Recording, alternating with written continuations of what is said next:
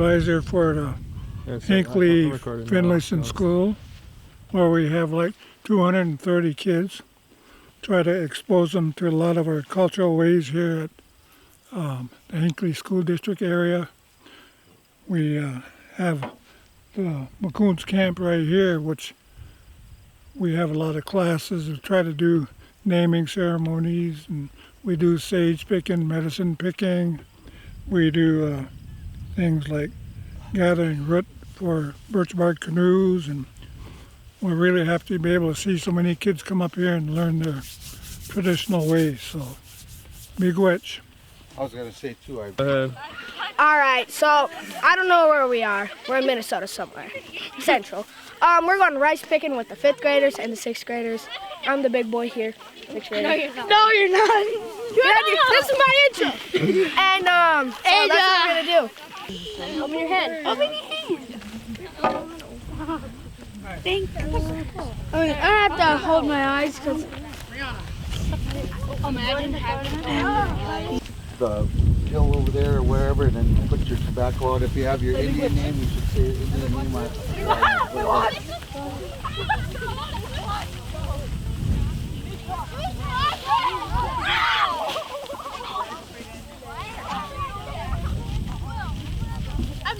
And you show him. Your parents do, or your cousins, or okay. So you kind of know how to get rice off the lake. You put your canoe in. The rice is kind of up like that. Somebody's pulling in the front or the back, and then you use these couple of sticks. You pull them down and you bang it, and that's how you get rice in the canoe.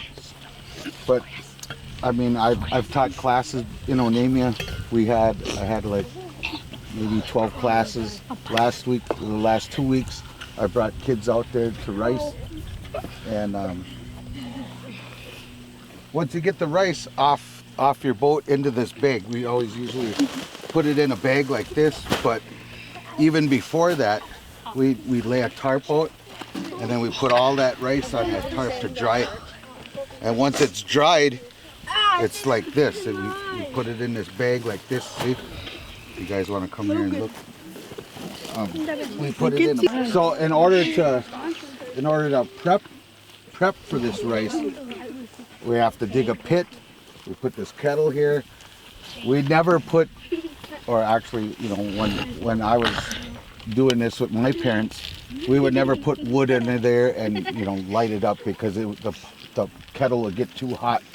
We always put coals in there, so it'd be low and slow. You don't want this. I mean, this is kind of like once the kettle gets too hot, this stuff will pop like popcorn. And you don't want it to pop it like popcorn. You got it low and slow. So in this rice right now is these little germ seeds, and once you take it off there, they're not really cooked yet. They're kind of squishy, they're not cooked. So that's why we do this stuff. We cook the rice a little bit in this pot, and then this rice has a lot of rice beards, and this is the stuff on the back side of these rice things here. So we usually cook them off. And it's actually a really long process to get wild rice. Back in the old day, that's what we're trying to do here.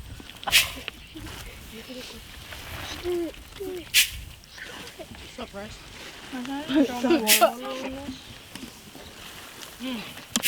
Water. Excuse me, little boy. So then we just stir it up like this, see? And back in the old days, there would be 2 people doing it. One would be stirring it, another person would be here and would pick out the grass and stuff, all this other extra stuff that's in there,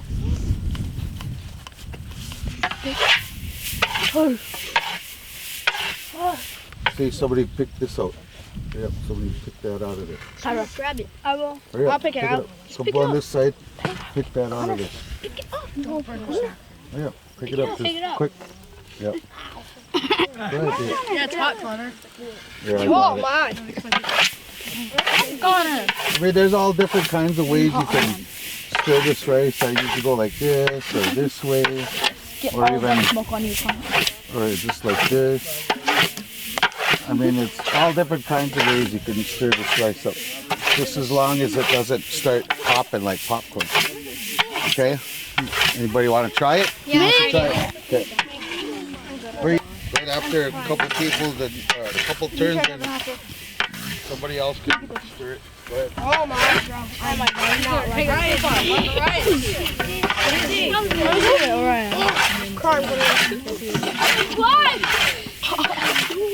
Alex, come on.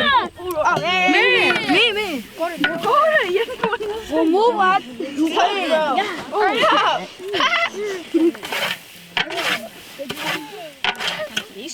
Carter, let me see that boy. Keep it quiet. Yeah. Hear that ticking in there? That means that rice is parched, it's done, because it's already cooked. You hear it kind of ticking like a little clock? You hear that? You Well, it looks like rice. hear that? Exactly. Come on back. Who's that? Yo. Boy, just stepped in there. Emma's gonna do it. Alex.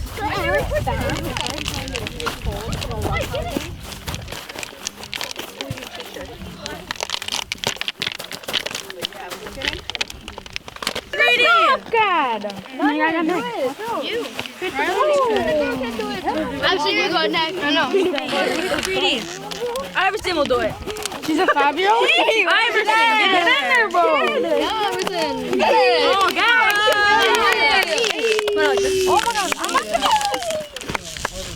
Flowers, that stuff would be kind of black, you know, because the rice would come out of the husks. So what we would do is take this rice out of here, like this, and put it in this basket. So then we'd go here, kind of at the edge of the... What?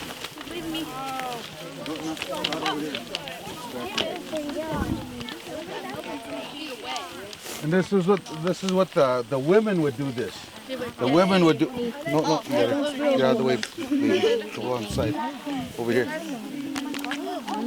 So they would like gently go like this. You see all that stuff coming out of there?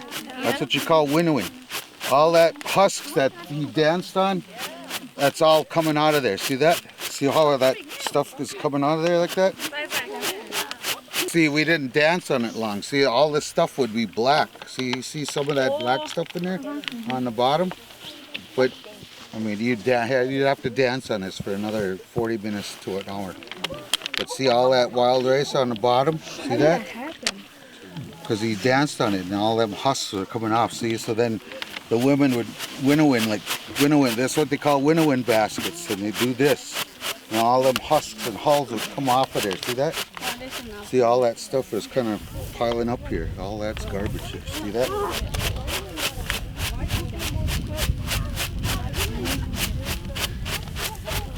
The women would do this, and then the older women, like the grandmas and the moms, would be on a picnic table over here.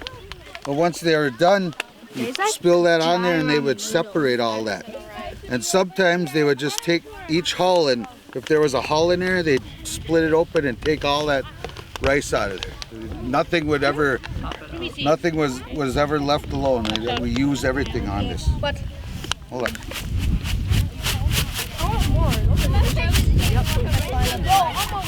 Good. Hey, I'm a woman now. Go ahead. That's how you do it. Take some.